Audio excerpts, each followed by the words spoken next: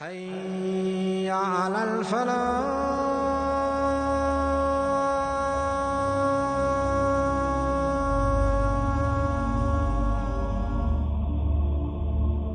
Give them the example. There were two men. One of these men, we gave him 2 gardens. What were these 2 gardens of? Grapes. And grapes are the most precious and the most prized fruit. Grapes are the most delicate, they're of the most expensive fruits. So Allah gave him of the best fruits. Not just 1 garden, 2 gardens. What else? And we made a border around the grape trees with date palm trees. The delicate trees were in the middle, and the strong protective trees formed a border around it. So the garden has been positioned in a manner that is the most beneficial for the man. So Allah blessed him with not 1 but 2 of these luxurious gardens. And between these 2 gardens there were yet other crops. Both of these 2 gardens would always yield maximum output. There was no shortage. There was no loss of crops, and they would never fall short. What a beautiful arrangement. And Allah says, not only did we give him the best quality, we gave him the best quantity. Now where does the water come from? Allah says, we had caused rivers to gush forth. So the man does not even have to lift a finger. He doesn't have to irrigate. He doesn't have to pray for rain. It's all there for him. And not just this, he had wealth beyond this. Fruits and wealth beyond this. Meaning, he's not just a farmer. He has horses, he has carriages, he has gold, he has silver. So here is a man, he has it all. Now what did all of this wealth give him? What did it cause him to feel? Allah Azza wa Jal says, so one day he was conversing with his friend, his companion. I have more money than you, and I have more children. Not just more, but I have more noble children. My family is mightier. I have better status than you. Throughout all of this, Allah is saying, we gave it to him, and we caused, and we. Now the man cuts off all of the we gave, and he ascribes it to I. He becomes boastful and arrogant. He becomes full of his own hot ego, that because I have more, this means I am mightier, I am better than you. And this causes his haughtiness to get the better of him. And he begins to become arrogant. And we know that the sin of arrogance is of the worst sins of Islam. And Allah subhanahu wa ta'ala pitifully describes his status. And Allah says, as he entered his garden, he was only wronging himself. He said, this garden, I don't think it can ever perish. All that I have here, my palaces, my wealth, my beautiful structure, how can this ever be gotten rid of? This will last for centuries. So he made yet another fatal mistake. What was that mistake? He assumed that just because he had wealth at one point in time, he would continue to have that wealth in every future point in time. Just because he's wealthy now, he shall forever remain wealthy. Just because he's healthy now, he shall forever remain healthy. I don't think that this garden and all that I have will ever perish, ever. Then he becomes so engrossed in his Jannah of this world, he doesn't even care about the real Jannah. And he says, I don't think there's another Jannah. This is all life is here. I'm enjoying myself, why care about that one? Notice his arrogance again. And I don't think that the Day of Judgment will ever happen. And then here becomes the icing on his arrogance. And even on the supposition, suppose there were a Day of Judgment, even then if I go back in front of my Lord, I will find something even better for me to live in, even better than all that I have. This poor miskin, he thought that if you're rich in this world, this means Allah loves you. This poor miskin was so deluded that he thought that if I have money now, Allah must be happy with me. If I have health now, if I'm living the life now, well then, that means Allah is happy with me. But Allah subhanahu wa ta'ala gives this dunya to the mu'min and the fasiq. He gives this dunya to the Muslim and the kafir. He gives this dunya to everyone. To all groups we will hand out this and that, meaning the Muslim and the kafir, from the blessings of your Lord. Now, what is the response of his brother, of his friend? The companion responded. Notice here, his friend has just been insulted, at the height of insults. Notice, this man is silent when he's being insulted.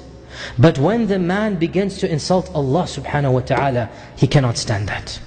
When Allah Azza wa Jal is mocked, when the day of judgment is denied, that is when he opens his mouth. Because that is when his iman gets the better of him. How can you be so thankless? Are you so ungrateful to the one who created you? He created you from dust, and then from this drop of sperm, and then He made you into a man. The point of saying this is to humble this man back down to earth. Who do you think you are? Pompously, arrogantly assuming you're better than everybody else. You come from dust and I come from dust. And now here you are, arrogant and mighty and haughty, thinking that just because you have a Jannah, you are better than other people. As if you do this, as for me, you might do that. But for me, no, I will not follow this path. As for me, Huwallahu Rabbi, that is indeed my Lord. And I will not associate any partners with my Lord. So he defends Allah subhanahu wa ta'ala and he says, as for me, Allah is my Lord and I will not associate any partners with Him. Now he gets to the next point. Your arrogance that you have should have led you to humility.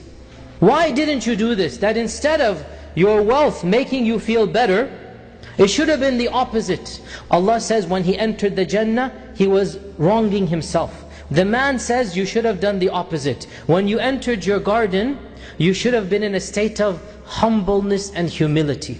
You should have thanked Allah subhanahu wa ta'ala. You should have ascribed these blessings to Allah. You should have said, this is not my garden. You should have said, MashaAllah. Whatever Allah wills has occurred. Allah has blessed me with this. There is no power except the power of Allah.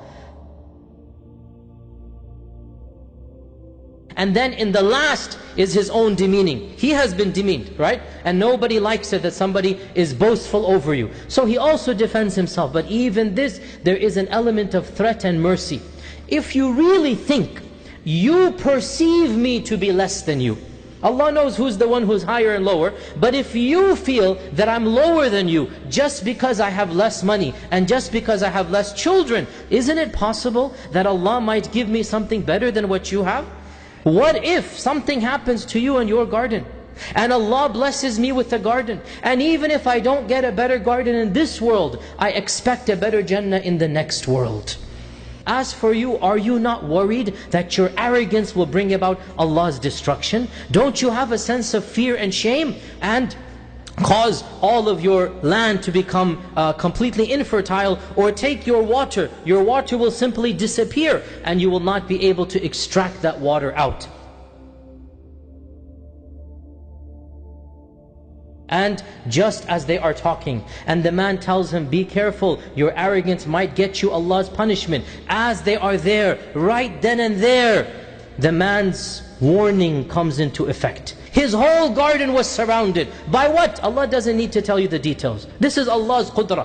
All of the garden is destroyed. The garden is surrounded by Allah's punishment. Some say a fire came, some say a tornado, some say this. This is all irrelevant. Allah Azza wa Jal says, that which this man was warning against, that's exactly occurred. And the both of them are there, and they see the garden being destroyed.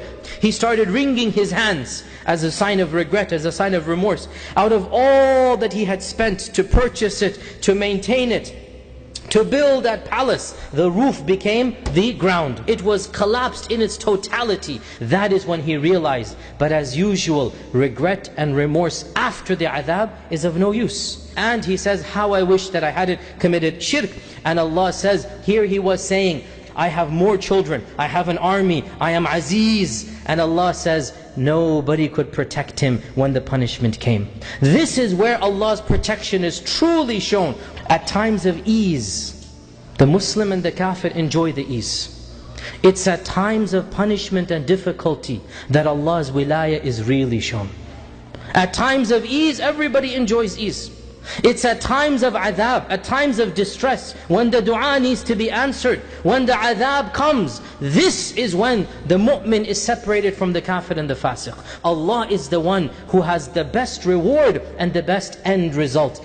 The real winner is not the winner who's rich at one point in his life. He's the one who's wealthy and happy for eternity. And that's in Jannah. The real winner doesn't just look at one day, he looks at eternity. And the only being that will give you that eternity, that is Allah subhanahu wa ta'ala.